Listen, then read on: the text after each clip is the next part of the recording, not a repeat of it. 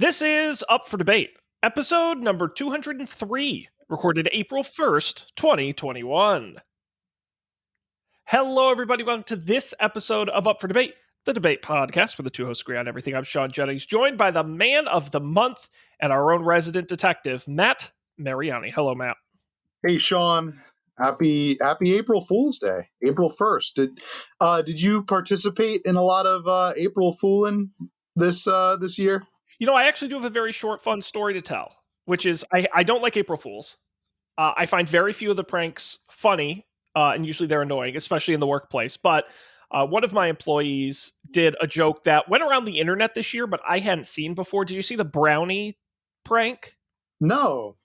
So what you do? I'm sorry if I spoil it, but what you do is you print out a bunch of the letter E that are the color brown. And then you say, "Oh, I baked some brownies. Would you like one?" And you present to them a plate filled with these pieces of paper with a brown letter E on it. Pretty harmless. And it's funny. Yeah, that is innocent. Yeah. That's a little chuckle worthy. But that would be like when kids used to say, like, give me 5, and they would like write the number 5 on a piece of paper and give it to you. Yeah. Exactly. Very, very silly. Which was fun. I hadn't seen it before, so it was fun. But that wasn't the end of it, because I got that prank, and it was fun because everyone around the office slowly, they're like, "Hey, I heard Erica brought brownies." I'm like, "Yeah, go see them." And then they got the joke. But I was in a conference room, and someone knocked on the door, and they opened it. It was a colleague of mine, and he goes, "Hey, have you seen Erica's brownies?" And he holds up a piece of the paper with the E on it, and I go, "Yeah, I saw it." He dips the piece of paper in his coffee, and then puts it in his mouth and walks away.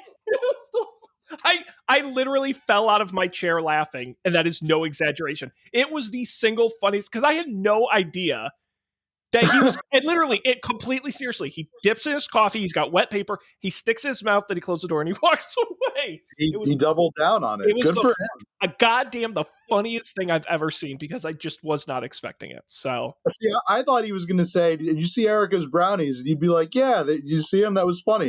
And they would be like, "Actually, that goes against Section B, Article 12 of our health code violations, misrepresenting food as paper." And she's going to have to speak to HR now. Like, I thought it was going to be like, actually, a great next level of that prank would have been to bake actual brownies and give them to everyone except me. And so when they're all like, "Did you see Erica's brownies?" And I'm like, "Yeah." And then they're like, "No." And they're like eating a real brownie. Oh, that'd be pretty good. That'd be pretty. That'd be like a dunk on the boss kind of joke. Yeah. Yeah. So no, that was my. Did you have any April Fools? I just remembered it was April Fool's Day about an hour or two ago. So no, I did not have any April Fool's experiences, which is good, because I spent most of the day in Home Depot, and I would not want to be April Fooled while I'm looking for garden and home supplies. Home ownership is no joke, Matt. Although I was expecting maybe I could have gotten, like, some kind of funny.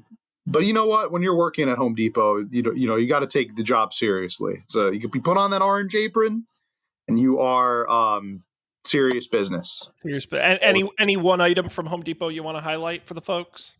Yeah, I'd like to give a shout out to the hose that I bought.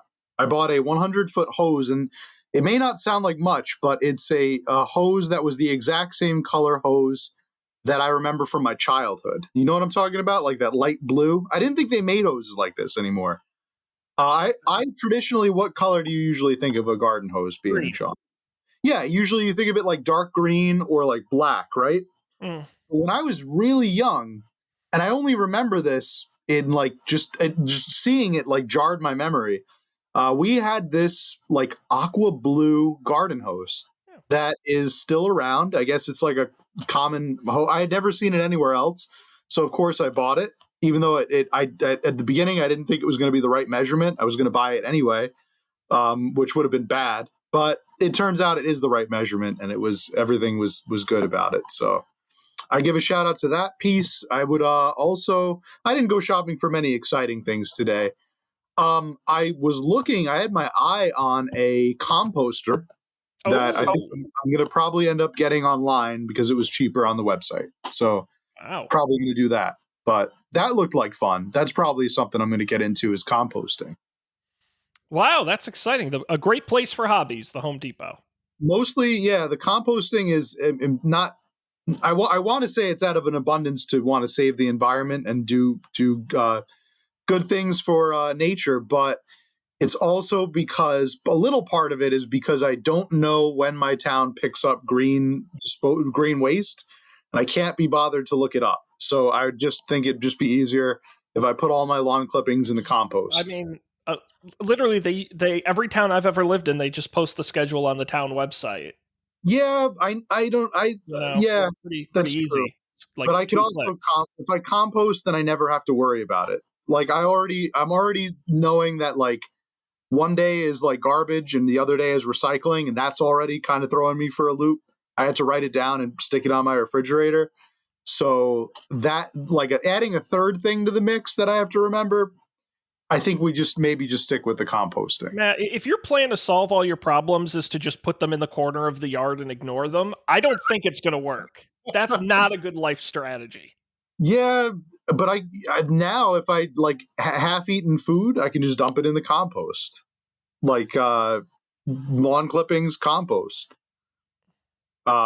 Bills you don't want to pay, compost. Yeah. I was gonna say just yeah. Oh, I never saw that bill. Yeah, tax collectors, compost. Yes. You can edit that part out so I don't get sued by those by tax collectors.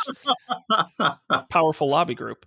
Indeed, Matt, indeed. but we're not fooling here tonight because it is the final week of March Matt-ness, our Matt-themed month of Matt-ness. That's right. If you remember correctly, Sean, this year had a theme. Which none of us knew about when the month started. Nope. Not even me. No, this is because for folks who didn't listen to our past episodes, week 1, Matt, you introduced the concept of text-based adventure games online, a long history in technology, but essentially games you play simply by text. We had a lot of fun. The second week, you came back, and we had to finish our first game. So that was the second week. And the third week, when you were looking to do another topic, you decided to do text-based adventure games again. And now tonight, Matt, we are finishing the quadrilogy. We're finishing the month with more, you guessed it, text-based adventure games. Yeah, I forgot this is going to be the 4th week of that because we spent 2 weeks on Dream House or Night House. Night House. Yeah, we spent 2 weeks on that. I still think about that game. Do you? Do you still think about it? No. No, not anymore. I don't know. I was passing my crawl space last night when I got up to go get water at like 2 a.m. And I was walking past the crawl space and I was like, hey, I wonder if there's a giant spider in there, that has an Atari game and I can try to trade with it or something. So I find myself thinking about Night House from time to time. How about our other adventure? Have you thought about Pig Lost? And Gronk? Yeah, Gronk and Pig Lost. Yes, that was fun. That was a good time. Those were some beloved characters. I would say so. Very one of the most beloved characters introduced since the Eggplant Wizard. Trademark, copyright. That was our idea first. Nobody else took that. Yeah, I would say. Oh, who is also on our D&D adventure? Our accountant, our like office worker that we hired. Oh yeah, that. Yes. That guy. He was a beloved character whose name I can't remember, but a beloved character all the same. Yeah. Yes, right? Known by reputation alone. Yeah. Yeah, but since then I feel like wasn't it Gorg? I think Gorg sounds right. Yeah. But yeah, Grunk and the little gnome, his gnome friend, and the pig. You gotta love the pig. The pig had some personality too. Absolutely. Some great characters in that game that we've introduced and are now part of the Up for Debate family. Matt, are you ready for tonight's game? I'm ready for tonight's game. I'm excited. We will be playing a game called Detectiveland. I will be narrating. Matt, you'll be playing. Are you ready to get started? That's right. Sean, you're in the driver's seat. I'm along for the ride, and I'm ready to jump in. Let's jump into some Detectiveland. All right, here we go. I'm just going to switch monitors here. A little bit of background. This game is fairly new. in the world of text adventures. I think it came out in 2015 or 2016, something like that. It tells the story of um, a fictional detective in the fictional setting of New Lozago in the year 1929. That's right, Matt. As I'm looking at the screen here, it says cases solved 0 of 4. It says you're carrying $10 in money. Let me begin with the narration here. Another working day begins for Lanson Rose, private investigator. I assume that's you. You've got 3 clients waiting outside the office, and beyond that, a town full of creeps, clowns, mobsters, and if you know where to look, the occasional honest citizen. When trouble is your business, you're rarely short of work in New Losango. That's the preamble. Now, you're in your office. You can see a door reading "E visited e terrific," a filing cabinet, a bookcase, and a book titled 1001 Detectiving Tips on the bookcase. Yeah, let's read the book. Is there a book in the bookcase? There is a book titled 1001 Detectiving Tips. Yeah, open it up. Let's read one of the tips. As you take it from the shelf, the bookcase pops out from the wall, turning neatly into a foldaway Murphy bed. A photograph flutters out from under the pillow. Look at the photograph. It just says photograph of Ruby. Oh, let me look. That's your sweetheart, Ruby. She's a doctor down at the city hospital. Ruby's an angel. Plus, she fixes you up on the quiet whenever your work takes a nasty turn. I'm going to stumble a lot here, Matt, and I may end up changing this.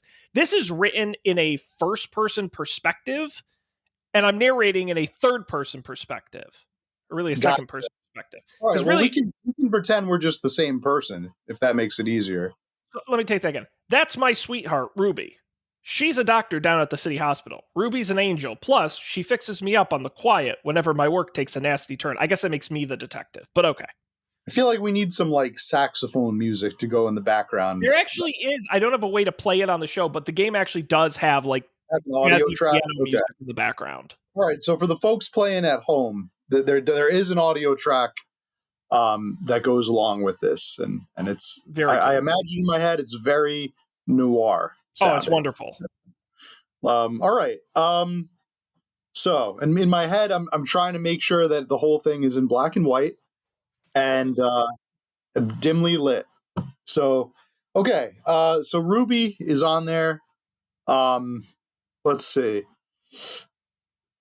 Can we read the book or no? Was the book like just there to be a prop? No, it was just there to be a prop. Okay. All right. So. Oh no, you can read it. Hey, there we go. Okay. I'm still figuring out this little. I flip through the book and an entry catches my eye. Your office. It's important to maintain a professional image, so make sure your office has tobacco-stained walls, a door with a glass panel with your name on it so it reads backwards from the inside, and ideally a faint smell of bad liquor. Rent's high, so save on some money by living there too. You can get a Murphy bed that folds up into a bookcase, way classier than a mattress under your desk, and the dames love it. Or the guys, whatever gums your shoe. All right. Very good tips. Good tips to be a detective. So I take it we're supposed to just be waiting here for somebody to arrive. That's usually in the detective movies. Well, actually, what they usually do is I think they put their shoes on their desk. They just kind of like wait, and then a beautiful dame walks in and has a problem. So maybe we should do that. Can we go to the desk and put our feet on it? Well, you can. You have a couple options. You can open the file cabinet. You can sleep on the Murphy bed, or you can just wait. We'll just wait. Yeah, I think that sounds good. It just says time passes. Okay. We'll just keep waiting. Time passes. Time passes. Time passes. Time passes. Time passes. Was I supposed to do something? What? You can sleep on the Murphy bed, or you can open the file cabinet, or exit the office. Let's see what the file cabinet's about. Some things fall out, including a revolver, a wristwatch, and a flashlight. Go take them all. We probably need all those things. They're all taken. Nice. Okay. And that's Now all that was in there. maybe we just have to get that stuff from the desk. Okay. Okay.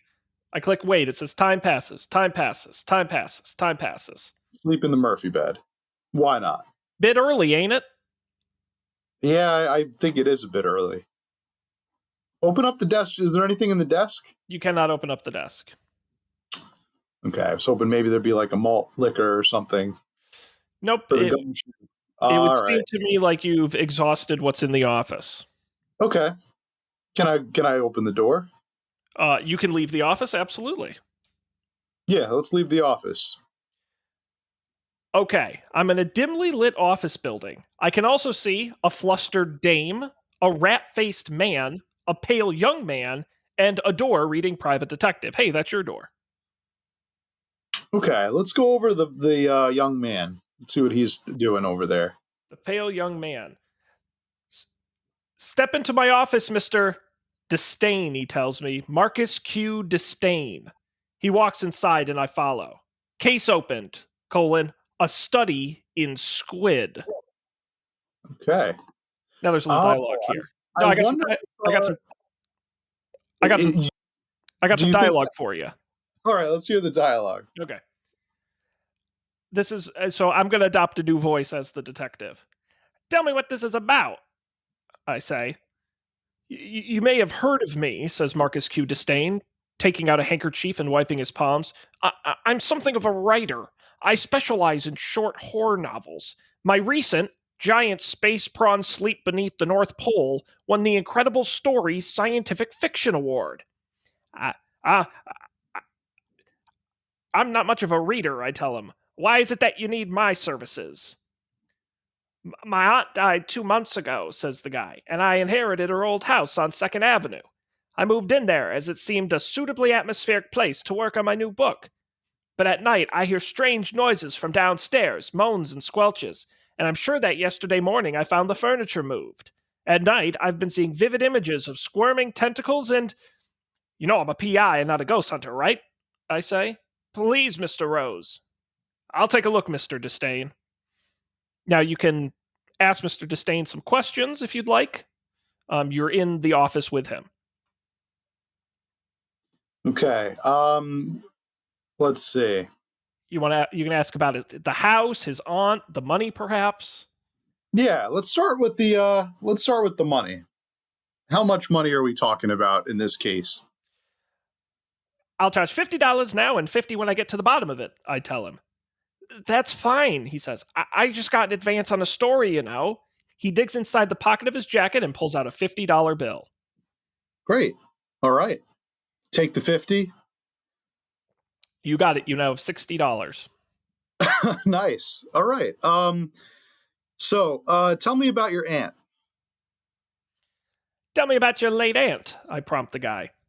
Aunt Acontia was not the generous sort, says Disdain thoughtfully. We never had much of a relationship.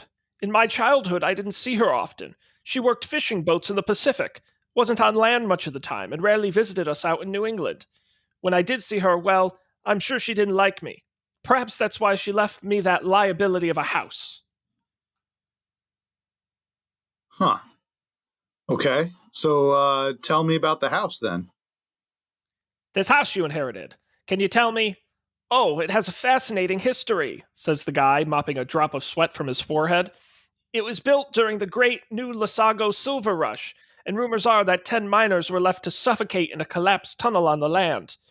There's a pre-Columbian campground under the kitchen garden, and suspected witches were executed there by Puritan settlers.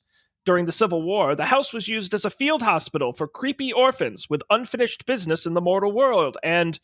He's interrupted. Where it is, I continue, raising my voice a little. 2nd Avenue and Nebraska Street, 1 block south and 1 block west of here. Okay. That's some house. Some house you got there. Okay. So I guess we kind of have all we need to know, right? Is there like we've got the story behind with the aunt, we've got the story of the house. So can he take us to the house? Well, let's end the conversation and exit the office. Would you like to exit the office building? Yeah, let's do it. Okay, I'm at Main Street and 3rd Avenue. You can go north, east, south, or west. That doesn't give you a map, huh? No, but do you remember the instructions he gave you about the house? 1 block south and 1 block west of here. Thank you. I did not. I'm a bad detective, Sean. Well, I know because I'm cheating because I have all the text in front of me and you don't. Yeah. That's not fair. Take us to that house. 1 block south, 1 block west. Okay, so you go south. Yeah. You're at Nebraska Street and 3rd Avenue. A cop car races by with its siren wailing. Now we will go west. Okay, I'm at Nebraska Street and 2nd Avenue in the west side. I can also see a dilapidated house. As I step into West New Lasongo, I grit my teeth and start watching my back a little closer. This ain't the fanciest part of town. Okay. Look around for the house. Can we see it? You can see the house. Would you like to enter it? Yeah, let's go in. I try the doorknob and it comes off in my hand. I push the door and it opens reluctantly. I'm in a long hallway with strangely shaped tiles. I can also see a panel in the floor closed. You can go north, east, west, or out of the house. Let's go west. Or try to open the panel in the floor. Try to open the panel in the floor. There's no obvious way to do that. All right, go west. Okay. I'm in a wood-paneled study.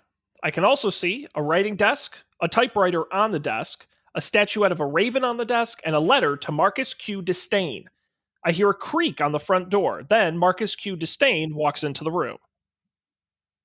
Okay. Ask him about the letter. That's not an option. Read the letter. It reads, Dear Mr. Disdain, thank you for submitting your short story, The Man Who Explored a Creepy Tunnel for Hours and Hours and Then Something Happened That Was Too Terrible to Describe. The story is several times longer than it needs to be, mainly because of your habit of prefacing every noun with 2 or 3 spooky adjectives. You seem to believe that long words are all you need to create atmosphere. In particular, the word cyclopean appears over 200 times in your story. The piece has no plot to speak of, and the coded and not so coded racism is a bit much, even for this era. In short, this is just the sort of thing we at Grotesque Tales are looking for. I enclose a handsome advance royalty check and look forward to receiving more of your work. Sincerely, Finlay Knucklesworth, editor, Grotesque Tales, Louisiana Street and 5th Avenue, New Lasongo. I'm loving these Lovecraftian references in here. It's very good. All right. Let's look at the Raven statue. I wonder if we have a little like Poe reference in there. So you take the statue. As I lift the raven, I hear a grinding noise from outside the room. Weird. Can I look underneath the statue? Like, is there any inscriptions on it? Nope. No? Okay. All right, so it was probably some kind of, maybe it opened the panel on the floor. Oh, hey, maybe. There you go. That's a good idea. Now, would you like to type there? Would you like to type on the typewriter? There's one thing. Yeah, go over the typewriter. Look at that. I punch a few keys. Clickety, click, click, click, ding. The barrel spins and spits out a sheet of blank paper, which flutters to the floor. Okay.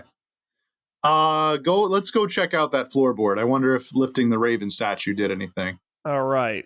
You exit the study. The panel in the floor is open. Boom. And there's a ladder leading down. Before we go in there, just head east. Okay. We'll come back to it. I just want to see what was in the eastern part of the house. You're in an oblong dining room. You can see a long dining table. No actions available. Okay. Nothing else in there. All right. So that's not very exciting. No. Head north in the house. You're at the north end of a long hallway. You can also see a rusty iron hook on the wall, a crowbar, and an old-fashioned oil lamp hanging on the hook. Take the oil lamp, for sure. Take the crowbar. Why not? Okay. Something else, too. I haven't done that. There's also a rusty hook, you said. It's on the wall. You cannot take it. Can I, pull it? No. Okay. Then let's go back to that tunnel. I bet we need the lantern to go down. See, and playing enough of these games, Sean, there's a logic to them. Let's go down the ladder with our Okay. required lantern. Okay. Now you also have a flashlight. Do you want to use the flashlight or an oil lamp? Because we took a flashlight out of the filing cabinet back at the office. Let's conserve the batteries, and we'll use the oil lamp. Okay. Mm-hmm. You descend the ladder and you see a cellar door. Okay. Would you like to enter it? Let's enter it. Yeah. Open up that door. You're in a bare cellar. You also see planks nailed over a hole in the wall. Okay. Examine the planks. Let's see if we can do anything with those. Pry them open or something. And I should be clear about how this game is played. I probably should have said this at the offset. This isn't really a text. It's not like an open text where I can type anything. The game gives you clear buttons for everything. Actually, there's no typing. Notice I haven't typed a single letter. Yeah. So these are just all like option clicking them. You're clicking these options. Exactly. And so it says to me, planks nailed over a hole in the wall, and there are no actions for me to take on that. So that's just a description. So all right. So it wants us to use an item with these planks. Hey, but I don't there you go. Well, I guess we could use the crowbar. Try the crowbar. That's a good idea. Hey, look at that. Now there's an option to remove the planks. Do it. Yeah. I pry the planks off the wall, revealing a hole in the wall just big enough to squeeze through. Okay. Squeeze through the little hole. I'm in an old tunnel. I can also see the hole in the wall you came through, rusty nails running northwest, and an old railway bumper. Railway bumper. Okay. I'm assuming that's probably too big to take. Like, I don't think we can put that in our... You cannot take it. You can continue northwest down the rusty rails. Yes, let's do that. You're now at a slight bend in the tunnel. You can continue to see the rusty nails running north to southeast and an ancient mine cart on rails, which you can ride. Ride it. Absolutely. Always take that option. Ride those rails. The wood of the cart groans as I climb uncertainly in. My weight shifts it and the cart moves. It speeds up, rockets northward along the rails, and collides with a spine-shaking smack against an old bumper. I fall out onto the track. Oof. You can see a closed manhole above you. Yeah, let's go out. Let's pop open that manhole. The tunnel ceiling is low enough to give it a shove, but it's no good. The manhole won't open from this side. Damn. Okay. Guess that's the end of the line for us here. Yes, you can get back in the cart and return. Yeah, all right. But we'll keep this in mind. We had a nice little ride, a little adventure. Let's go back to the house. Now, before you go back in the house, you can also go east. Staying in the tunnel. Okay, we'll go east then. You're in a stinking sewer. You can see a puddle of ink and a warning sign on the wall. The sign reads, New Lasongo Department of Sanitation, dangerous area, no unauthorized personnel. You can continue east. No, I think I'm good. I think we'll go back. Okay. Maybe we'll come back here if we really need to. But I think there's probably some more stuff in the house we haven't gotten to yet. Okay, so I will back out of the cellar and up into the house, but you've basically examined the whole house. There wasn't anything to the north. Like, I was hoping maybe when we went north, you went north from the dining room and not north from the main hallway. So each of the rooms you went in have nowhere else to go. Okay. But the direction in which you went. Now, would you like to ask Marcus Q. Disdain about the tunnel? I would definitely like to do that. Because he's hanging out here, right? He's in the office. You know there's an old tunnel under this house, I say. Yes, so I've been told. It's from an old silver mine. I guess they used it to move the ore straight out to the city docks. Okay. Can I ask any other questions for him? Okay. Well, now we know he's aware of it. I guess we're going back to the sewers. Okay. Mr. Adventure here. I love it. All right. You continue east past the sign. You're in a stinking maze of sewers all alike. You see a disembodied tentacle. You can Wow. also go what would be north, east, south, up, or return west. I'm going to take the tentacle for you. Taken. I nearly Yes. stepped in something. Yuck. Okay. What are we investigating again? I know that like he got this mansion, but what is the problem with it? His aunt bequeathed him this mansion, Yeah, and it's right? just spooky, and spooky shit happens. What are we investigating? Why the spooky events are happening? I guess we're like Yeah, a basically. paranormal detective. Okay. Yeah, All right, basically. cool. Let's go up. Okay. I climb a metal ladder up a twisting passage and emerge from a small manhole which closes invisibly under me. I'm at Ohio and 3rd Avenue. I can also see hospital, phone booth, and a yellow cab. All right, back down. You cannot go back down. Really? Yes. Okay. Go over to the yellow cab. Okay. You can hail the cab, call a taxi from the phone booth, or enter the hospital, or go north, east, or west. Hail the cab. The cab stops and you get in. There's a surly cabbie you can talk to. You can ask him to take you to your office, the police department, the hospital, the Disdain house, the publisher's offices, or end the conversation. Take me to the Disdain house. The cab pulls up. I pay the fare and get out. You're now back at the house. How much did that cost me? $1. Oh wow, that is an economic cab. Nice. Okay, so we've got $59 now. Yes. All right. Let's head back down to the sewer, and this time we won't go up. I didn't know you can't go back down once you've gone up. Okay, what direction would you like to go, other than west, which returns you? Let's go east. You're still in a maze of sewers and see a puddle of ink, but that's it. Doesn't actually take you anywhere. Let's go north. Okay. You're still in a stinking maze. You go south. Yeah, just keep saying you're in a maze of sewers all alike. Dang. Feel like we're missing something here. Well, maybe you need to remember the manhole cover you got to, you couldn't open. Right. Maybe I should use a tool on that. Like, maybe if I like go to the manhole from the top and open it from the top. I think if you think about the tunnel, right, when you got in it and went in the mine cart, it went north and northwest. Right.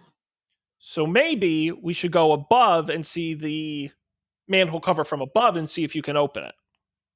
Yeah. I think that's a good idea. Okay. So let's go northwest north. So I'm going to leave the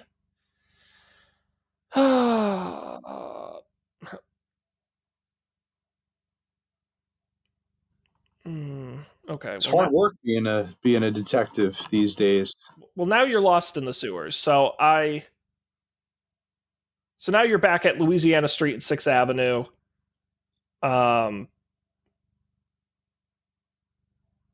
I was intrigued by the publisher's house. I wonder if we went there, maybe they could give us a little bit more information about our client. Since he's an author, like he keeps writing things to them, and they seem to like him. You want to try that? Yeah, let's maybe they'll give us more information. Who knows? Okay, you enter the publisher's office. It's I'm in the swanky offices of a publishing company. I can also see receptionist. Talk to the receptionist. What would you like to ask her about? Finlay Knucklesworth or Marcus Q. Disdain? Marcus Q. Disdain. I'm doing some work for one of your firm's authors, I tell the receptionist. Marcus Q. Disdain, do you know him? Gee, there's so many, she says. She pauses. Wait, the space prawns guy? Yeah, I seen him in here. Odd sort. Mr. Knucklesworth seems to have taken a liking to him. All right. What can I ask now? About Mr. Knucklesworth. Yeah, who? I don't know who that is, but yeah, let's ask about Mr. He's Knuckles. the editor of the publication. Oh, okay. I'm here to see Mr. Knucklesworth, I say. The receptionist looks unconvinced. Do you have an appointment? Yes, I answer, a little too quickly. She gets up and knocks on the door to a side office. It opens, and a tall, middle-aged guy emerges. This man says he's here to see you, the dame tells him, and sits back down. You go to talk to Finlay. The publisher looks me up and down. I'm a busy man, but I'll give you 5 minutes, he snaps. What do you want? I'm okay.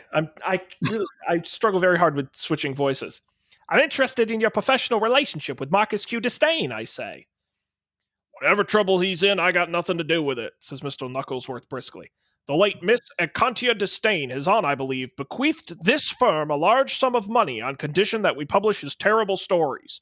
She was keen for him to move into her old house in this city so it wouldn't get bought up and renovated or whatever. I'm sure you'll find I've acted within the law at all times. Interesting. And yeah, the plot thickens. Yep. So you bought the manor, or you bought the tunnel. He bought the tunnel, right, underneath the manor.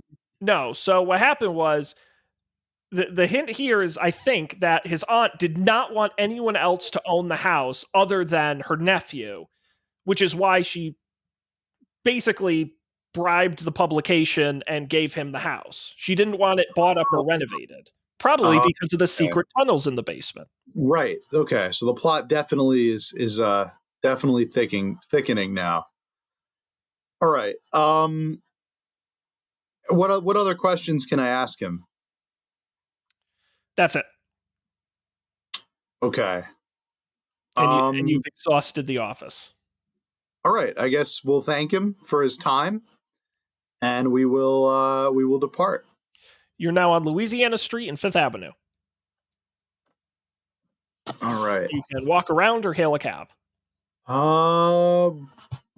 Yeah, I have no idea how far away our house is. Yeah, let's just hail a cab. Why not? If they're $1 a piece, then why? We'll just do that. Okay, where would you like to go?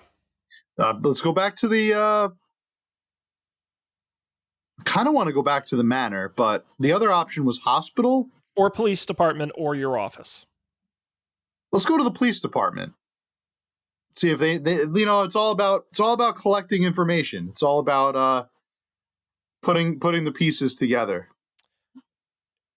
You're now at Nebraska Street and 4th Avenue. You can see the police department, a phone booth, and the yellow cab. A boy clatters past on a bicycle. I assume you want to enter the police department. Can I wave to the boy on the bicycle? No. Well, I mean, you can virtually, but it doesn't impact the story. Okay. All right. Let's go in the offices. Okay. You're at the front desk of a police department. You can see Officer Garraway and a cell door. You can talk to the officer or enter the cell. Talk to the officer. There's nothing for you to ask him about. Enter the cell. It's locked. What? You're striking out, Matt. This is hard. This is a tough game. Would you like a hint? Yeah. I know all the answers. Sort of. I know some aggressive hints for you. Would you like one? Not yet, because I think the only option right now is to either go to the hospital or go to that manhole cover and try to pry it open. Okay. Which one of those did I suggest? The manhole cover one. Okay. Because the hospital one I don't think would be any use here. Yeah. But we have to find the manhole again, right? I don't remember what street it was on. Well, we never knew what street it was on. We just knew it was northwest and north. Of the manor. Of the manor. So do you have, on your display, do you have a map that has the city? Okay. Well, I guess we just go to the manor and go northwest. Okay. So let's just do that. Take the cab to the manor and head northwest. Good idea. Okay. So let's go west. You're now on Nebraska Street and 1st Avenue. You can see an ocean stretching away to the west. You can't go west anymore, so we'll go north.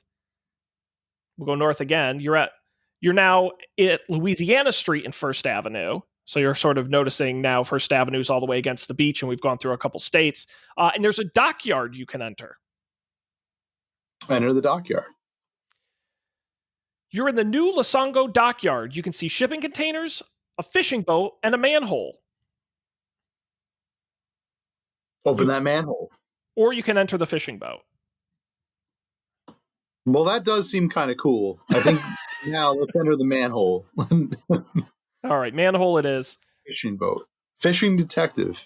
You can't get a grip on the cover with your fingers. Use the crowbar. Super useful. Okay, you pry it open with the crowbar. So now it's an open manhole. Let's jump in it. You're at the end of an old tunnel. You can see rusty rails running south, an old railway bumper, and an open manhole above you, but there's no cart, and all you can do is walk south under the tunnel or go back up. So was this the area we were in before? No. Yes, this is where the minecart landed, but then you took the minecart back when you returned, so the cart isn't here. So we just basically opened up like a shortcut. Yeah.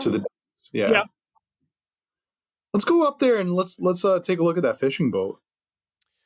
You're on a fishing boat moored at the city docks. You can see an old sailor, an ocean stretching away to the west, and interestingly, a puddle of ink. You can talk to the old sailor. Chat with the sailor.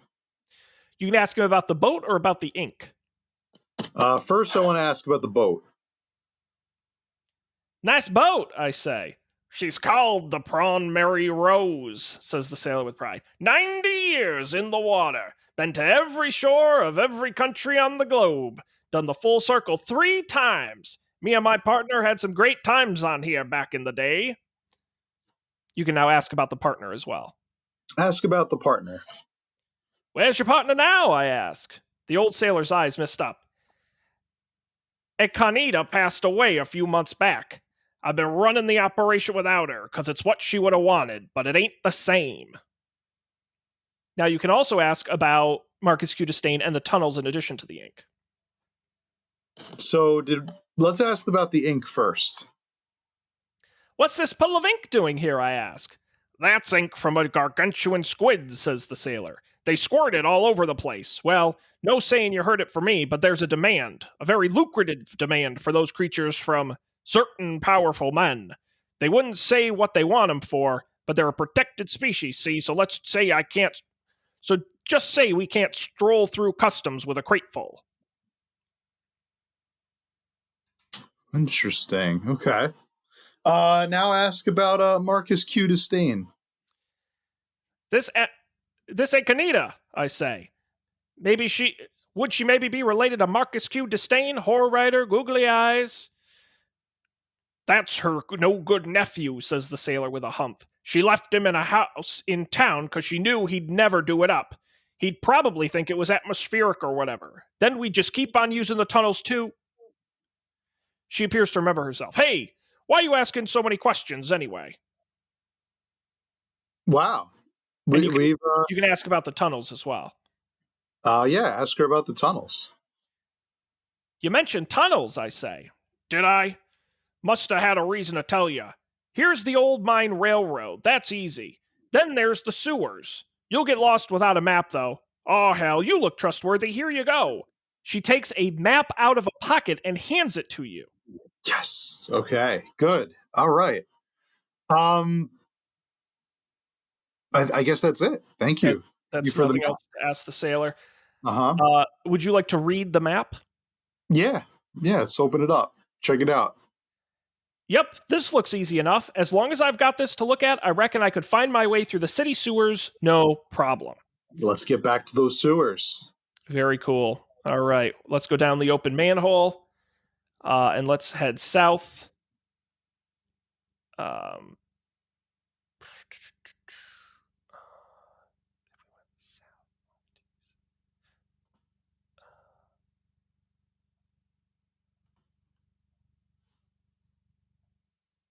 Okay, I'm just returning you to where you were.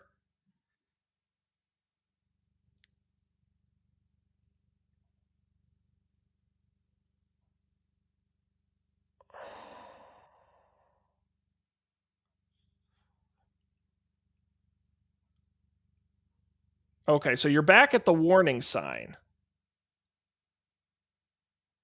Okay. And now you're back where you can go north, east, southwest, or up. We don't want to go up. Don't want to go up.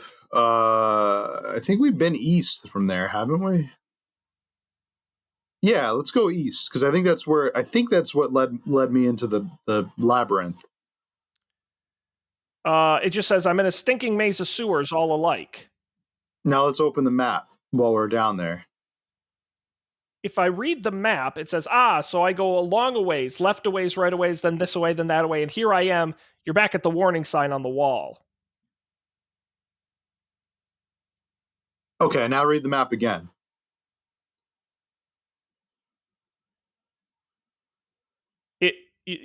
Oh, sorry, I meant to.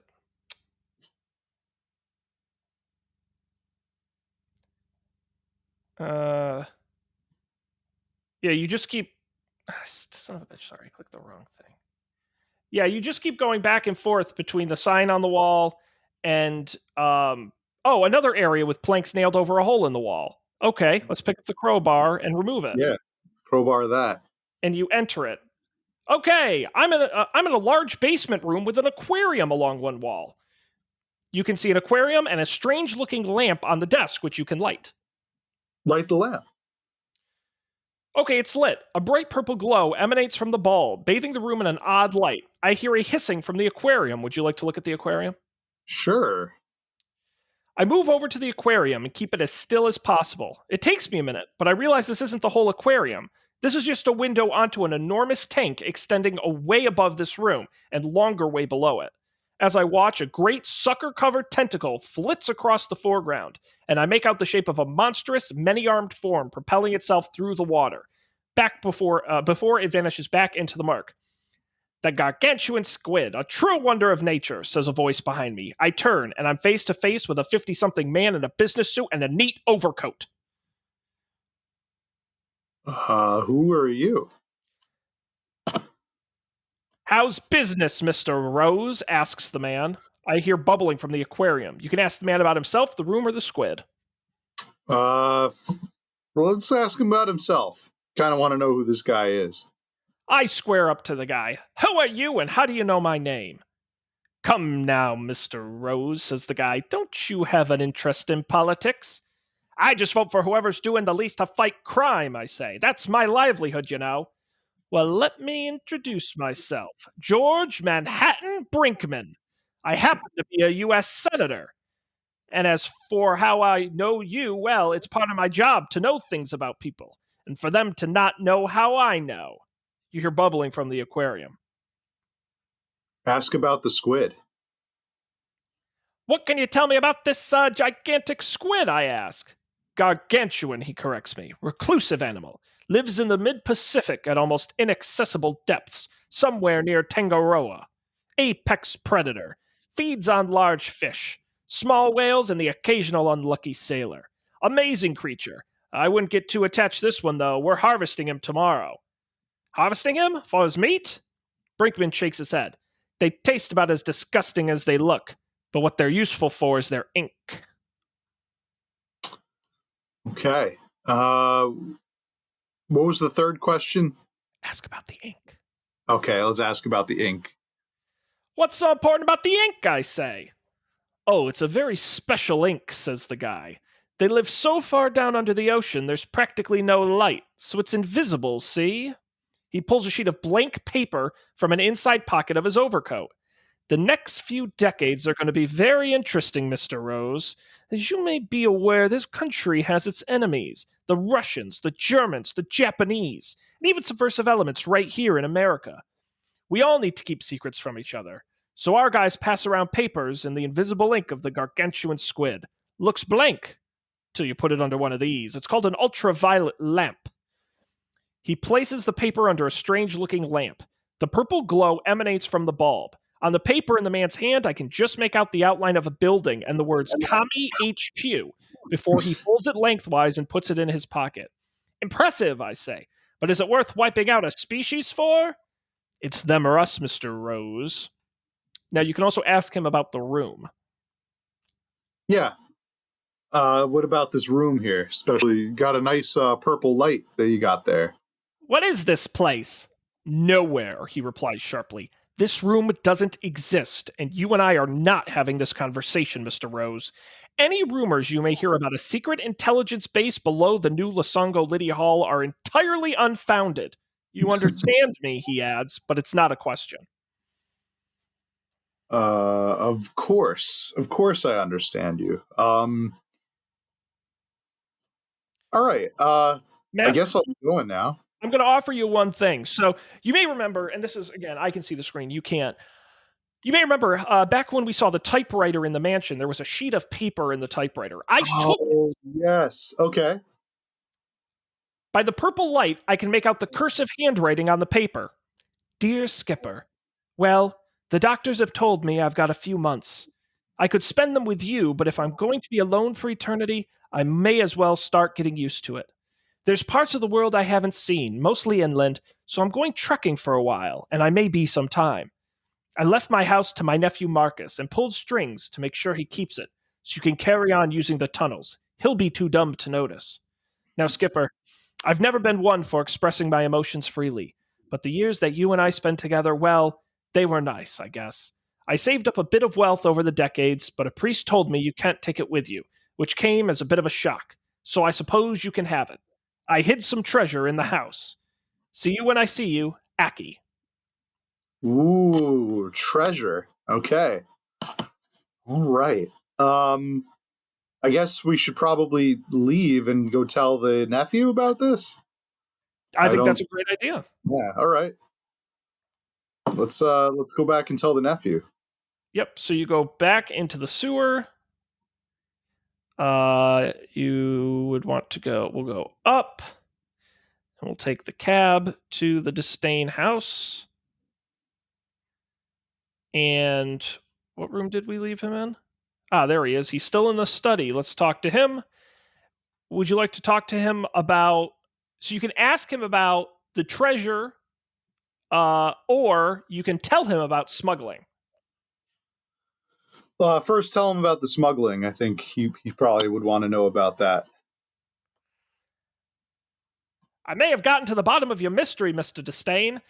It seems those old tunnels under your house are being used to illegally smuggle squid. Disdain looks nonplussed. Why? He says. Their ink, apparently. Makes a good invisible ink for the cloak and dagger guys in national security. I tell him all about the tunnels, the secret basement, the senator. Case closed. A study in squid. Marcus Q. Disdain's eyes widen in impressive feat. Fascinating, he says. Squids, spies, secret tunnels. This story has it all. I may base my next well, thank you, Mr. Rose. I'll let them keep smuggling, of course, and now I'll be able to listen to those strange noises at night, knowing I'm doing my part for the country. Can't let American fall to the commies for the sake of a few stupid squids, eh? Here's your money, Mr. Rose, plus a tip. He hands over $60. Another satisfied client. I guess I should get on with some other cases. What about the treasure that's in the house? It removed the option to talk to him about it. We can try to explore the house a little bit farther. Yeah, let's do that. Let's look around for the treasure. As I click around, I don't know where else it would be because I feel like we've explored most of the house. Dang. I agree. I don't think we'll ever get to the bottom of that. Oh well.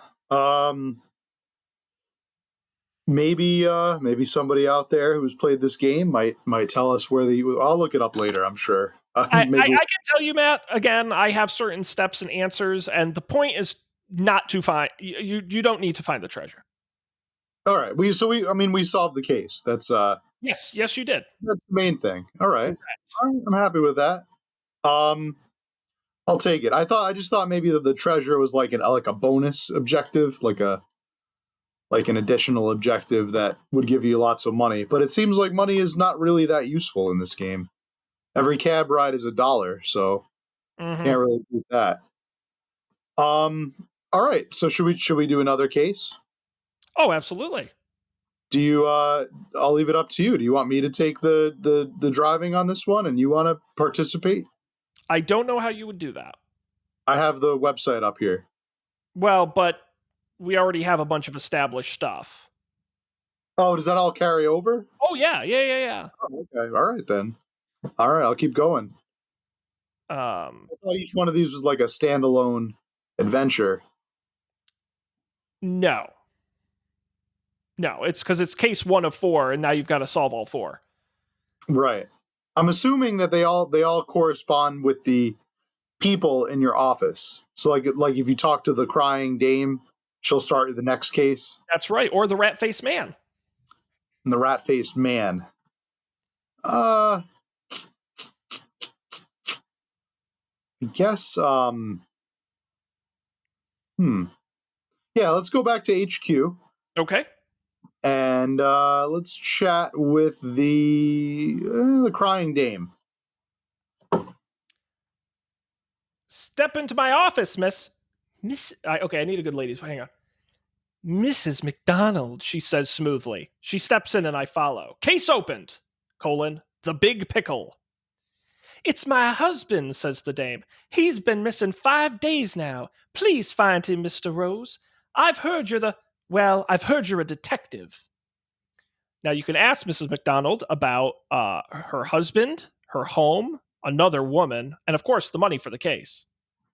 Well, we got to start with the money for the case. We got to ask for that up front. So now my fees, I began. 100 now and 100 when you finish, says Mrs. McDonald, handing me a crisp bill. That's twice what I would have taken. I try not to let her see that.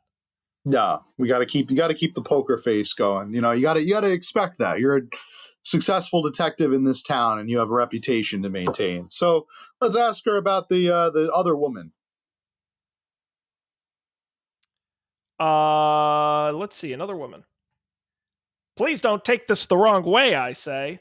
But the usual reason when a husband goes missing, Mrs. McDonald shakes her head. Not Gilbert. He wouldn't do that to me. Besides, no other woman would have him. Why not? Let's ask about the husband. Tell me a little bit more about your husband, I say. He's Professor Gilbert McDonald, she says. You know, the food scientist, runs a lab at Corndale College. We've been married 6 years. I last saw him when he left for work 5 days ago. You can ask about their home or her husband's work.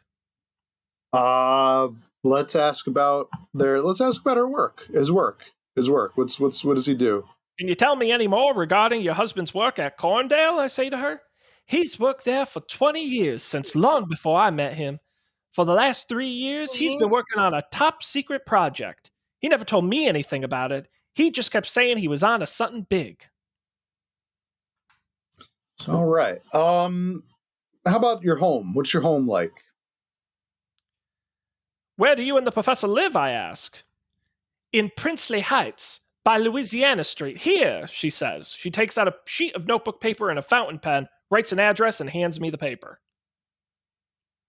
Okay. I think that's all the information we need, right? I think that is all the information we need. Let's go there. Let's go to Louisiana Heights, which I believe we've been to before. I think that's close. It's kind of close to the docks, right? Yeah. Would you want to walk there or call a taxi? We're rich now. Call that cab. Okay. We are going to go. You have added 2 new locations, Corndale College and the McDonald House. We'll go to the McDonald House. I'm at Louisiana Street and Princely Boulevard in Princely Heights. I can see mansions and the McDonald House. Let's enter the house. I'm in the foyer of a nice house. You can see a carpeted staircase up, and you can also go north on the first floor.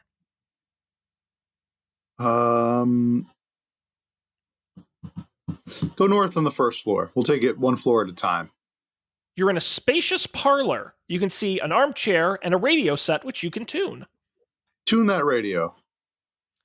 You tune the radio to a different station. I just keep hitting tune. Oh, look, I kept tuning it until something happened. I hear the front door open, and a moment later, Mrs. McDonald walks into the room. She gives me a resigned look.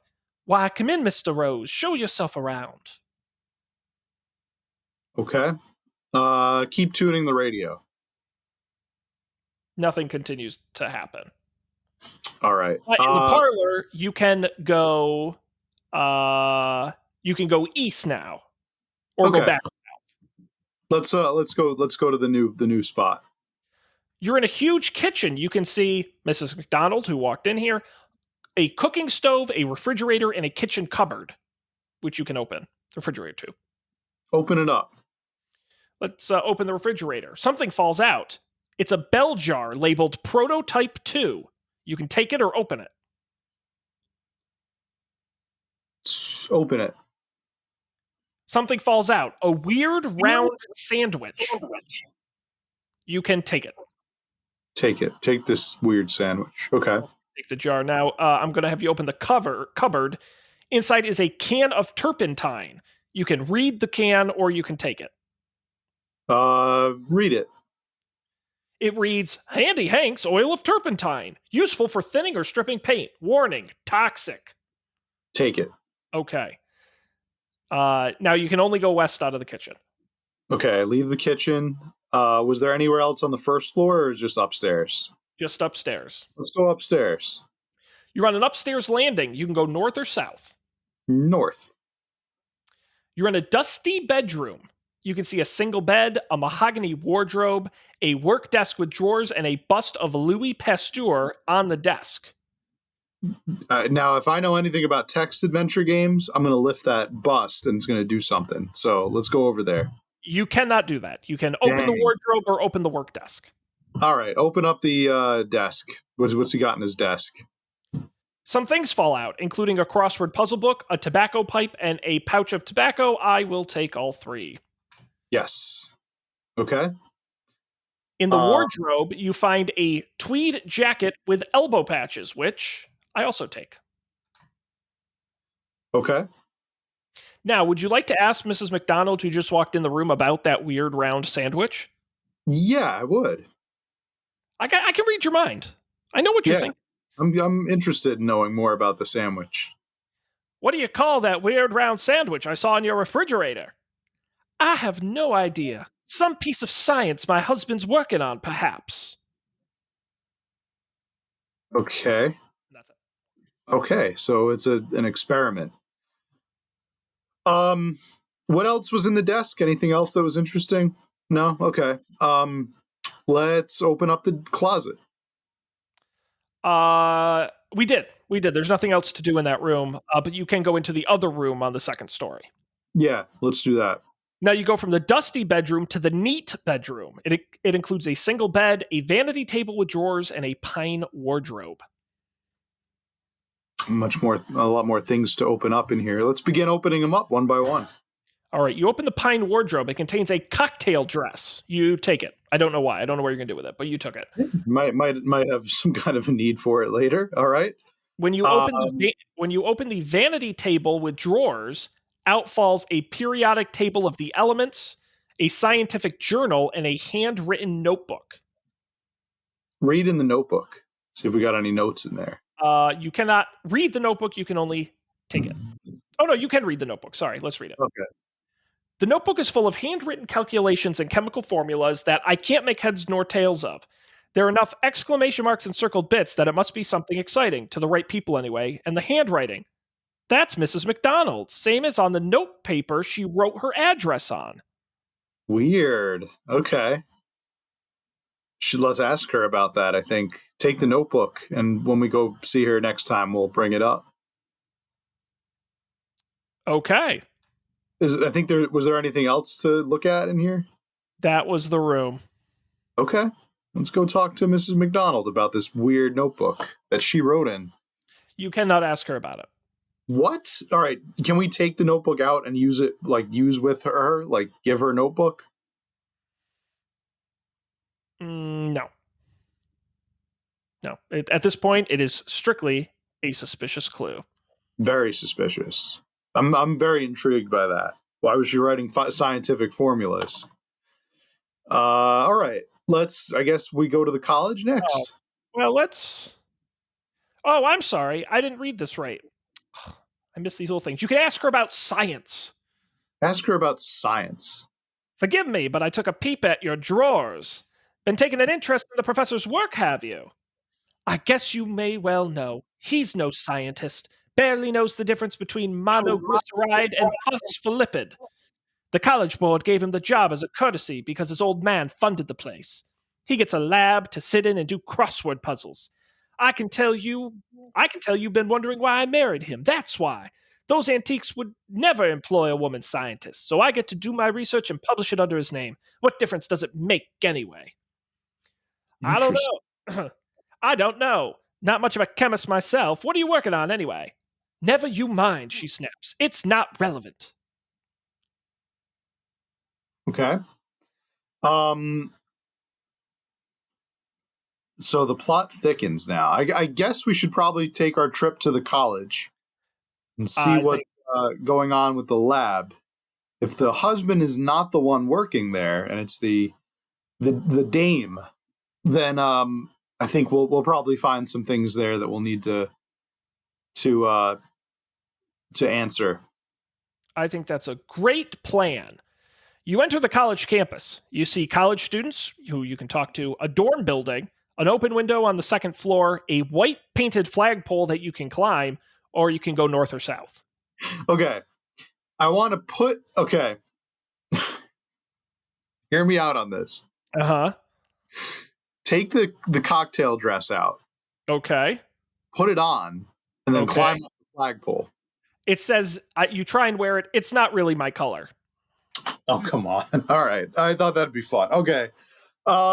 Then I climb it. Climb the flagpole. I don't know why it gives you that option, but I try to climb the pole, but the paint's too slippery. The college students laugh. Take out that turpentine and strip the paint. Oh, look at you. I don't know why we're doing this, but I rub some turpentine onto the flagpole. The white paint runs off, leaving a rough wooden surface. You try and climb. The rough wood is perfect for climbing. Up I go. I'm up a flagpole on a college campus. I can also see dorms and an open window on the second floor. I make it to the top of the flagpole and sit down to get my breath. The eyes of college students below goggle up at me. Gee whiz, says a dapper senior with slicked back hair. That bird's sitting on a flagpole. He's invented a new craze. A senior runs out to the phone booth on the street and dials. Hey, Shipwreck, it's your cousin, Marvin Kelly. You know that new pointless fad you've been looking for? Well, listen to this.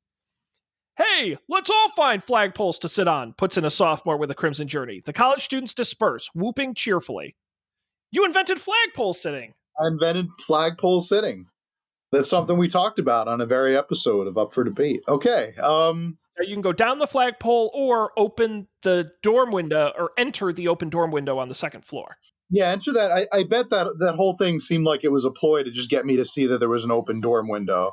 So let's do that. It's too far to reach from here. Did we climb down the flagpole first? Well, no, you can't reach the second floor window from the top of the pole. No, I know, but yeah. Oh, you want to go down? I thought maybe it said you can't reach it because we're at the top of the flagpole. No, you can't get in that window no matter what. All you can do is go north and south on the campus or enter the dorm building. I'm guessing we're probably going to have to find a ladder and use that to climb up and enter the dorm window that way. So let's go north on the campus and see what we find there. Oh, that actually exits the college campus. No, we don't want to do that. Let's go south to the science building. Yeah, head south. Okay, you want to enter the building? Mm-hmm. You're in the lobby of a science building. You can see a row of staff mailboxes, Professor McDonald's mailbox, and faculty photographs on the wall. You can open the mailbox or look at the photographs. Let's look at the photographs. See who's on there. A row of tweedy old white men with stern academic faces peer down at me from the wall. One of them, pretty much indistinguishable from the others, is labeled G. McDonald, Professor of Food Science, Laboratory 9D. Okay. Good to know. Let's read their mail. The mailbox is locked. Okay. So we got a couple things. You want to see if we can open it with the crowbar? You cannot. Yeah, I guess so. It's worth a shot. No, you can't. Probably just need a key that we'll probably find. So let's go find his lab, 9D. Okay. Hey, you found it. You're in a trashed laboratory. You see smashed glassware and a cracked chalkboard. You read the chalkboard. It's been snapped in two. One of the halves, the top, I think, has been scuffed out in whatever struggle took place. In the bottom corner of the other, in a bottom corner of the other half is chalked in an untidy hand. Prototype 1 blew up. Prototype 2 taken home for further study. Prototype 2 is the sandwich. That's right. Okay. Oh, you can eat the sandwich. I just clicked on it. You want to eat the weird round sandwich? It'll probably kill me. If the first one blew up, then the second, yeah, I don't know. I don't know how safe that'll be. I'm gonna. All right. What else is? What's in this lab that we can like grab? There really isn't anything. Really? I thought maybe there'd be a key or a ladder to get up to that other room. Nope. We gotta get into that open dorm room. I don't know why, but it's pointed out the window was open. So, all right. So sandwich. Can I put the sandwich anywhere or do anything with it in here? Just eat it. No, there's nothing to do here. We really got to get in that mailbox. Right, but we need a key, and that's why I was hoping maybe the key would be in this room because it wasn't at his house. We didn't get a key, right? No. Do you want to enter the college dorm? Yes. Okay. You're in a college dorm. You see bunk beds and a mess. I think that's more of a mess hall. You can go up. Yeah. Now you're on the second floor. You see bunk beds and mess. So we're up where the open window was, right? On the second floor? Yes. Can we go over to the open window? No. What happened was, Matt, I'm going to jump in here and give you a little bit of a hand. You actually helped us go right past what would have been a very fun thing. All the students outside the college, if you had just tried to enter the dorm, they would have stopped you because you didn't look enough like a professor. So you would have had to have worn the professor's jacket and started smoking his pipe. What? As a way to sort of distract them and get past the college students. But I didn't need to do that because I flagpole sat. Flagpole sitting, yes. All right. So that's why there are no students around. They're all off sitting on flagpoles. All right. There is nothing else for you to do at the How do you get the jacket? Where's the jacket from? It came out of his closet at the house. Remember? Can we search the pocket of the jacket? No. There's nothing in there. All right. You put it on. You're wearing it now. Okay. Is there a third floor of this dorm? No, there's nothing else you can do on the college campus. So then what? Why did this building exist? Why did we even come in here? Well, you got to find the key. Right. I would think the key would be in here, but it's not.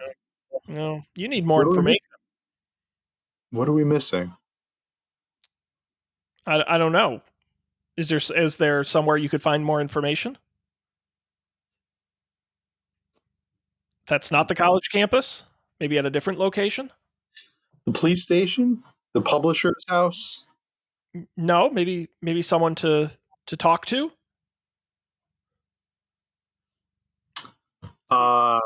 See if maybe his wife knows where the key is? I guess, yeah, we could probably do that. Considering she does all the work and would have to correspond and read the mail?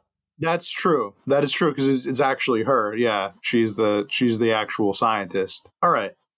So let's go back to the house and talk to Mrs. McDonald. Dr. McDonald. Gotta see what room she's in here. All right.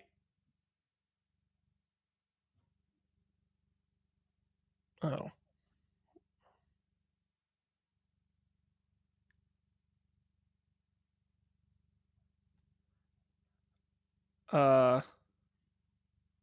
Okay.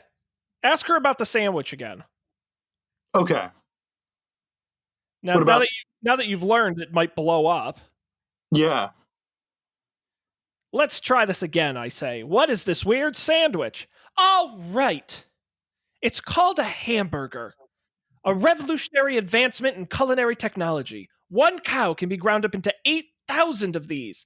They can be cooked in 45 seconds and eaten in less. We're about to enter a new era, Mr. Rose, the era of fast food.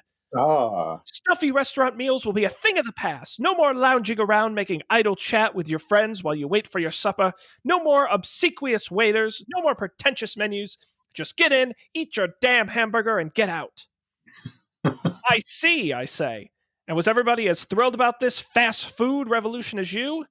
Well, no, she says. Gilbert got some hate mail. Chefs, restaurateurs, food snobs jealous.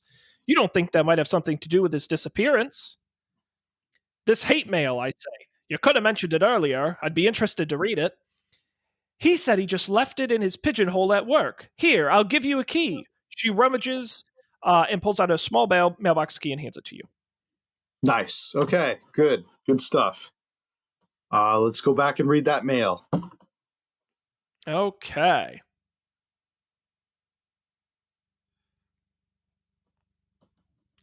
As I click through all the buttons to get back to the college campus. Science building, mailbox.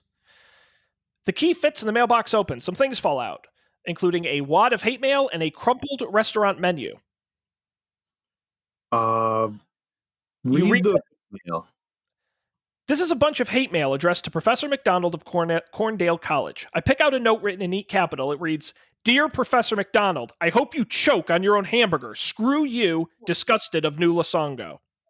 Nice. They hate this guy. Oh, there's more. Dear so-called professor, your fast food will be the slow death of my business. Faithfully disgusted in New Losongo. And there's another one from the same guy. It's in a note written in letters cut out of magazines. Dear so-called professor, your research is an abomination. There are some things mankind was not meant to cook. Sincerely disgusted of New Losongo. People are very disgusted with this new invention. Yep. Anything else interesting in the mailbox? Well, there's a restaurant menu. You uncrumple it to read it. As I do so, an iron key falls out and clatters to the floor. This is the menu of the Italian restaurant on Main and 4th, specializing in something called pizza. It looks quite appetizing. Okay. So this is some kind of... Did they have pizza in 1929? I thought maybe they did already. Okay. Yeah, all right. Let's go visit that pizzeria. Is there anything else we can do in here? Probably not. Yeah, no, I took the key, the iron key. Mm-hmm. So we'll see what we need that for. But yes, so let's go visit the Italian restaurant. I'm at Main and 4th Avenue. I can see an Italian restaurant, so I'm going to enter it. I'm in an Italian restaurant. I also see pizza chef, tables, chairs, and a utility closet. You can talk to the pizza chef or buy a pizza from him. You can also open the utility closet. Open the utility closet. Hey! Actually, hey, cries the chef. What's the matter? You got no respect? Stay out of Tony's closet. All right, go over and buy some pizza from him first. I pay the chef $1.50. I'd like to order a pizza, I say. The man's eyes light up. Certainly, signore, he says. You get cheese, tomato, and up to 3 extra toppings. What do you want? Matt, you can say artichoke, beef, black olives, chicken, corn, eggplant, garlic, green bell pepper, green olives, ham, hot sauce, chilies, mushrooms, onion, oregano, pineapple, red bell pepper, shrimp, spicy salami, or spinach. Wow, there are so many options. Corn is a disgusting option to have on pizza, for the record. I agree. That was the only one out of all those that sounded a little weird. So I'm going to say it. Why not? Corn. I want corn on the pizza as one topping. A personal favorite, says the chef. What else? Shrimp. Why not? Delicioso, says the chef. And spinach. Spinach. You wait 10 minutes, signore. Okay. Says the chef and disappears into the kitchen. Now, would you like to try to open the utility closet while he's distracted? Yeah, all right. The iron key fits in the lock and the door swings open. Out falls a white-haired old man, gagged with a table napkin and bound around the wrists and ankles with strong spaghetti. Professor McDonald, I presume. From the kitchen, I hear the chef singing an Italian anthem. Professor McDonald tries unsuccessfully to get his gag off. Would you like to untie him? Yeah. Let's find out. Let's get to the bottom of this. Why is he in this pizza locker? I remove the napkin and the spaghetti from the professor. From the kitchen, I hear the creak of a refrigerator door opening. Let's talk to the professor. The professor looks at me. My wife sent you, I assume. She could never mind her own business. From the kitchen, I hear the bubble of a boiling saucepan. That chef came to my work and grabbed me. I can only conclude that he's bothered by some of the research I'm conducting. I managed to grab that key from his pocket and stuff it in my mailbox as he dragged me out. There's more. I'm just trying to remember my different accents. How are we going to get away from that chef, I say? He'll be out of that kitchen when he's finished making your meal. We have a few minutes to act. Thank goodness he's not cooking hamburgers, I say. Maybe you could set some sort of trap, says the professor. Set a trap. What kind of a trap do you think we could set for this pizza chef? What do we have? What kind of equipment? We have a dress. Can we do anything with that dress? What do you want to do with it? Put it on? What are we trying to do? What kind of a trap? Well, we've got to capture Tony. Is Tony the chef? Tony is the chef, yes. Okay. So he was just talking in the third person earlier. We have to try. Oh, I have a revolver. Can't I just take the revolver out and say you're coming with me? Okay. Could try it. I mean, I don't know. You're holding the revolver. Can I aim it at Tony when it comes back? I mean, I can hit wait until he's done cooking the pizza and see what happens. Do you have any other suggestion? I mean, we're going to arrest him. I'm a detective. I'm not a trap setter. What else can we have as a trap? I mean, I guess we have the hamburger. We could put that out. Maybe you could eat it or something. All right, so your pizza's done. Oh, wait, but it's an exploding hamburger, right? Maybe. Put the revolver away. Give him the hamburger instead. You can't give it to him. Can we use hamburger with chef? No. I mean, I can fire the revolver. No, don't fire the revolver. Put the burger on the counter or something. You can't do that. Put it on the table in there. You can't do that. Come on. What can we do with the burger? It's an exploding burger. I want him to eat it. You ate the pizza. It was delicious. I just felt like clicking that. Okay.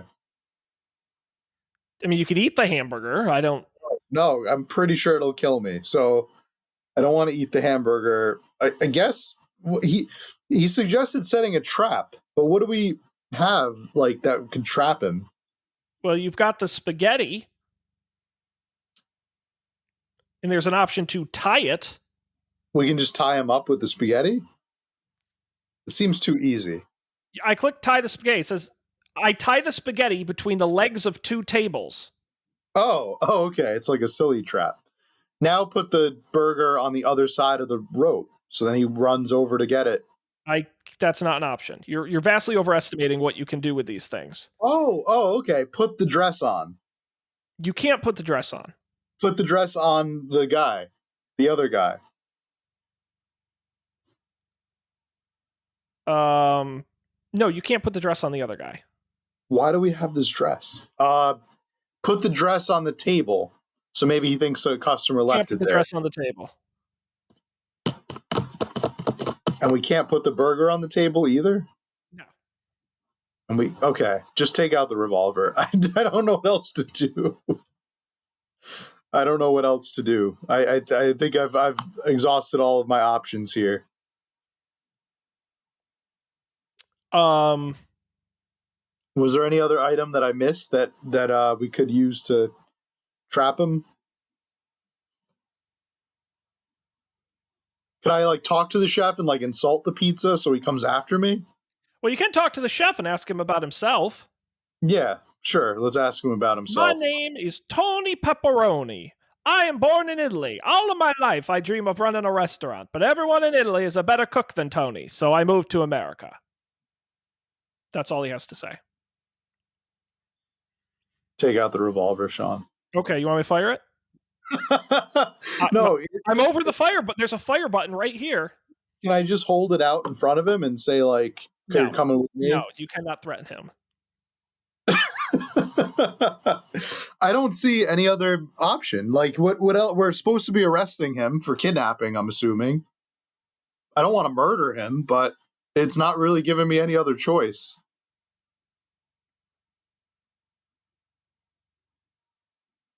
Can I fire the revolver, like, into the air? No, you can just fire it. Okay, fire the revolver. You pull the trigger. A small flame briefly appears at the end of the barrel. It's a lighter. It's a gun-shaped novelty lighter.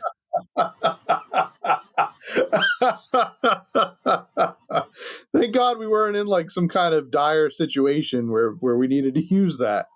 Okay. So here's what I'm thinking. Why don't we distract Tony again? Have him go make another pizza and see if that gives us some more flexibility and options.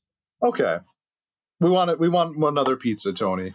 All right, what 3 toppings would you like? Ham, artichoke, and pepperoni. Pepperoni is not an option. Oh, wait, what beef? If we put beef on the burger and we give him the burger to put in the pizza. Yeah. Okay. No, he doesn't react. You wait 10 minutes, says Tony and disappears into the kitchen. Okay. All right, now we have more time to do stuff, I guess, but my plan was to dress up the professor as like a dame and leave him on one of those tables. Maybe Tony Pepperoni will go over to try to hit on him and he'll trip over the rope. Yeah, once again, Matt, and I cannot stress this enough, you cannot wear the cocktail dress. No, like give it to the other guy to wear. You cannot give it to another person. I don't know what else to do. What else can we do? What are our other options here? That's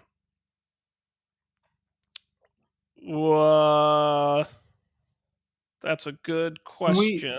Can we go into the kitchen where Tony is making the pizza? Here, your pizza's ready. Tony emerges from the kitchen carrying a yummy, smelly pizza. Sorry about the wait, Sid. He begins and then trips over the spaghetti. As he flails to catch his balance, he pivots around, then falls to the floor on his back. The pizza in his hand goes flying, arcs, and falls slice by slice into his gaping mouth. He gulps it down happily and gets to his feet and, looking furious, pulls out the rolling pin and clonks me on the head. Now, I put the professor back in the closet and you forget, yes? Everything goes black. I wake up a couple hours later in the hospital ward with a sore head. Ouch. You got to reset. We got to reset. Okay. So that was not the right order. So he must have to fall into something, or... Well, let's recap what happened. He tripped, he fell, all the pizza went into the air, and he ate it. Oh. So we have to somehow feed him the exploding burger. With that same method. By putting the burger meat in the pizza. Or we just keep feeding him pizza until he gets sick? Or we give him some type of one of the ingredients that he's allergic to. But he didn't say he had an allergy, did he? He did? No. Matt, so you've left the hospital. You're back at the Italian restaurant. Everything is back to where it was. I am going to remind you of the ingredients you can make a pizza with. There's 3 of them. Artichoke, beef, black olives, chicken, corn, eggplant, garlic, green bell pepper, green olives, ham, hot sauce, chilies, mushroom, onion, oregano, pineapple, red bell pepper, shrimp, spicy salami, spinach. Okay, it was not... Okay, use all the spicy stuff. Oh, that's an interesting idea. I would not have guessed that. That was interesting. I thought maybe he had like casually slipped into a conversation that he was like deathly allergic to corn or something, and I missed it. He's a shellfish allergy. Yeah, that would have been a little... Okay, so let's put all the hot sauce in there. Okay. And then we'll do the same thing. But you got to rescue the professor from the thing. And Yep, and you tie the spaghetti between the table legs. Yes, okay. And now we wait for him to finish. Time passes. Tony emerges from the kitchen, carrying a yummy smelling pizza. Sorry about the wait, he begins, then trips over the spaghetti. As he flails to catch his balance, he pivots around, then falls to the floor on his back. The pizza in his hands goes flying, arcs, and falls slice by slice into his gaping mouth.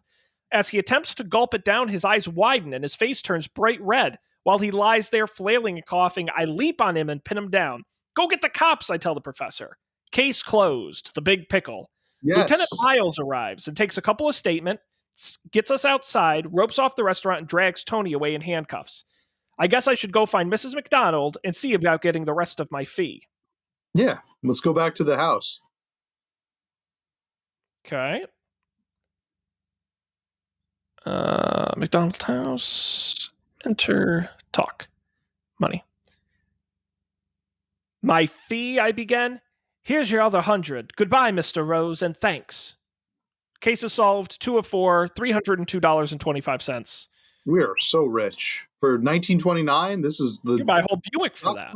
Let's buy tons of stock. Let's just go out there and get lots and lots of stock. And Kodak. Yeah. High up the stock market. Why not? Congratulations, Matt. Now, Matt, good job. 2 of 4 cases solved. Now we are an hour and a half. Yep. Into our evening, and we've solved half the cases. We are at the halfway point, yes. And I happen to know from things I read that the next case is longer than the other cases we've already done. Is it? Yes. Okay. So, what would you like to do? Well, what kind of intrigues me is that it says that there are 2 out of 4 cases, but there were only 3 people in that room. Exactly. So maybe they all like kind of intertwine at some point or something, or another 4th case comes up. So I don't know. I wouldn't be opposed to maybe taking a break here and resuming next week. What do you feel about that? I think that's a cool idea. And the folks at home will have to wait on a cliffhanger for our next exciting episode to conclude of Detectiveland. I love it, Matt. I think it's exciting. Right. Great adventures ahead of us. And that's going to do it for this evening. What will happen to our detective doesn't have a name. I thought they call him Mr. Rose. Oh, that's right. He doesn't. Damn it. I thought it was going to be funny and clever. Anyway, Matt, we're done for tonight. We've done this long enough. We're done. This is great. March Madness is going to a week 5. Can you believe it? We're going to come back next time and complete Detectiveland. How will we solve our next mysteries? Who knows? You're going to want to join us. It's going to be a great time. Make sure you check us out at UpForDebate.tv and subscribe wherever you get podcasts, on any of the major platforms, in the video version on YouTube. And of course, you can get in touch with us, upfordebatetv@gmail.com, or follow us at UpForDebateTV. Matt, what a pleasure, a treat, a master of storytelling. But we're going to end it here. So on behalf of Matt, I'm Sean. Thanks everybody for being here. Appreciate it as always. We'll see you next time for another adventurous episode of Up for Debate.